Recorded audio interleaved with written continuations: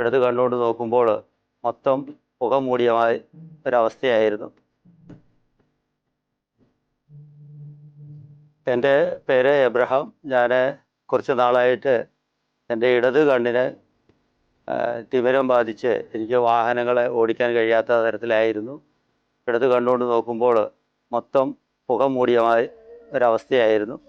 ഞാൻ അതിനുശേഷം ടെക്ട്രോണ ഹോസ്പിറ്റലിൽ നിലമ്പൂർ ചന്തകുന്നുള്ള ഡോക്ടറെ സമീപിച്ചു. ഡോക്ടർ പരിശോധിച്ചു. അതിനുശേഷം എൻ്റെ ഇടത് കണ്ണ് തിമിര ശസ്ത്രക്രിയ ചെയ്തു. ഇപ്പോൾ എനിക്ക് നന്നായിട്ട് പുസ്തകങ്ങളും പത്രങ്ങളും ഒക്കെ വായിക്കാൻ, വാഹനങ്ങൾ ഫ്രീ ആയിട്ട് ഓടിക്കാൻ സാധിക്കുന്നുണ്ട്. വളരെ ഫ്രീ ആയിട്ട് എൻ്റെ വിഷൻസ് എല്ലാം ക്ലിയർ ആയിട്ടുണ്ട്. അതുപോലെ നല്ല രീതിയിൽ അവിടുത്തെ എല്ലാ സ്റ്റാഫും, ഡോക്ടറായാലും മറ്റ് സ്റ്റാഫായാലും എല്ലാം നല്ല കോപ്പറേഷനായിരുന്നു.